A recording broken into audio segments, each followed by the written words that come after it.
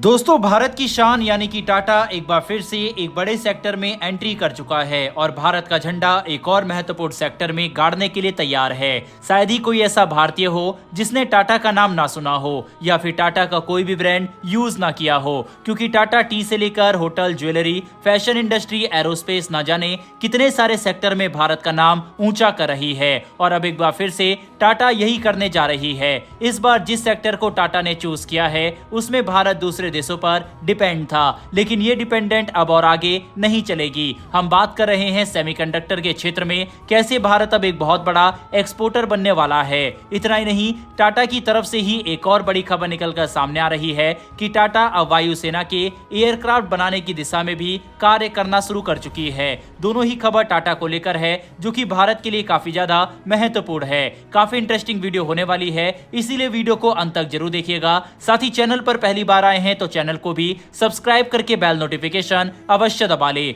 जिससे हमारी daily video आप तक सबसे पहले पहुंच सके। तो चलिए शुरू करते हैं इस वीडियो को। दरअसल दोस्तों, टाटा की टाटा इलेक्ट्रॉनिक ने अपने बेंगलुरु में स्थित रिसर्च सेंटर में पायलट लाइन को स्टैब्लिश करने के बाद सेमीकंडक्टर चिप को बनाकर दुनिया भर में एक्सपोर्ट करना भी शुरू कर दिया है।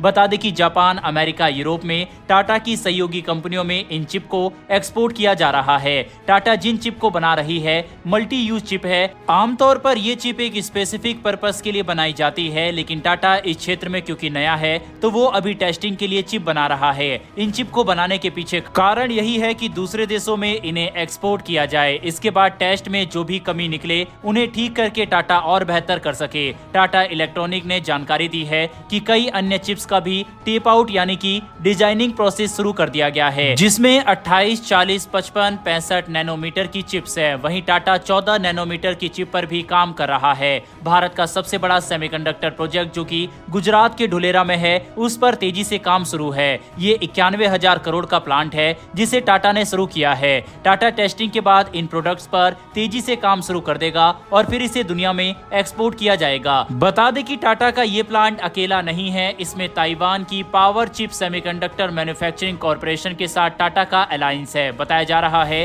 कि इस प्रोजेक्ट में हर महीने 50,000 चिप बनाने की कैपेसिटी है। वहीं असम में भी टाटा एक नया प्रोजेक्ट शुरू कर रहा है जिसका ग्राउंड वर्क शुरू हो गया है। इसके अलावा जापान की शार्प कंपनी भी करीब $3.5 बिलियन भारत में सेमीकंडक्टर चिप की मैन्युफैक्चरिंग में इन्वेस्ट करेगी। वहीं इजराइल की टावर सेमीकंडक्टर कंपनी ने तो $8 बिलियन का प्लांट लगाने की तैयारी कर ली है। वहीं अमेरिका की माइक्रो कंपनी का गुजरात में प्लांट शुरू हो चुका है। अब ऐसे में बड़ा सवाल यह है कि आखिरकार ऐसा क्या है जिसके कारण भारत में भारत की कंपनी के साथ विदेशी कंपनी भी निवेश कर रही है। तो आपको बता दें कि भारत में केंद्र सरकार के साथ साथ राज्य सरकारों की कई ऐसी नीतियां हैं जिसके कारण विदेशी कंपनियां भारत में निवेश करने के लिए तैयार हैं। भारत सरकार 50% तक की सब्सिडी देता है। इसके अलावा गुजरात सरकार की नीति और शानदार है, जिसमें केंद्र सरकार की सब्सिडी के साथ साथ 20% की अधिक सब्सिडी दी जाती है।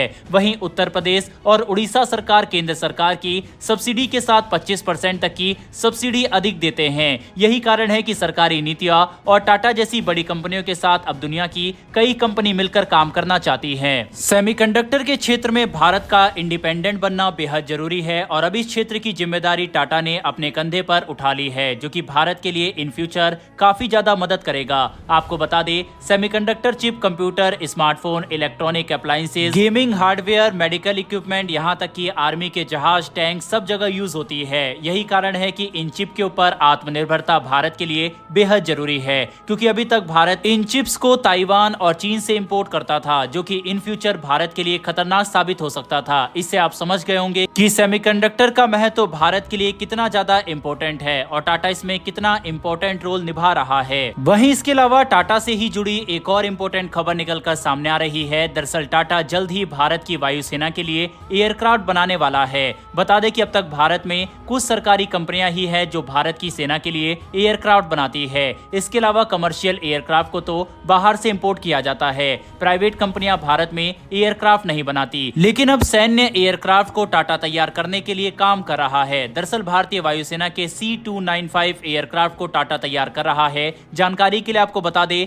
भारत ने कुल 56 एयरक्राफ्ट की डील की थी। इस एग्रीमेंट के तहत 16 विमान को स्पेन में बनाया जाना है, जिसमें से अब तक 2 विमान तो भारत भी आ चुके हैं। वहीं बाकी के 40 विमान को भारत में तैयार किया किया जाना है, जिसकी जिम्मेदारी टाटा एडवांस सिस्टम लिमिटेड के पास है। गुजरात के वडोदरा में इस प्रोजेक्ट का शिलान्यास प्रधानमंत्री नरेंद्र मोदी ने शुरू किया था, जिसके तहत साल 2026 में टाटा C295 का पहला एयरक्राफ्ट तैयार कर लेगा। इस मेड इन इंडिया विमान को भारत में तैयार करने के साथ ही भारतीय वायुसेना को दिए जाएंगे। आपको बता दें कि टाटा इसी के साथ पहली प्राइवेट कंपनी बनेगा जो कि सेना के लिए विमान को तैयार कर रहा है। इस एयरक्राफ्ट की बात करें तो ये 71 सैनिक, 44 पैराशूटर्स, 24 स्ट्रेचर्स या 5 कार्गो ले जा सकता है। इस एयरक्राफ्ट में रैंप भी लगा हुआ है, जिसकी मदद से सैनिकों को आसानी से उतारने में और चढ़ाने में, साथ ही पैराशूट खोलने में मदद मिलेगी। और इसकी रेंज 1500 से 4500 किलोमीटर तक की है। और अब इस विमान के ऊपर भी टाटा ने काम शुरू कर दिया है और 2026 तक भारत को अपना पहला C295 विमान मिल जाएगा। बहरहाल दोस्तों, इस वीडियो में इतना ही, लेकिन अगर आपने इस वीडियो को यहाँ तक देखा है तो टाटा कंपनी के लिए कमेंट बॉक्स में एक जय हिंद जरूर लिखिएगा। साथ ही इन्फॉर्मेशन और वीडियो पसंद आई हो तो वीडियो को लाइक करके हमारी आने वाली डेली ऐसी वीडियो के लिए चैनल को सब्सक्राइब कर बेल नोटिफिकेशन अवश्य दबा लें। फिर मिलेंगे ऐसी एक नई वीडियो के साथ। धन्यवाद। जय हिंद।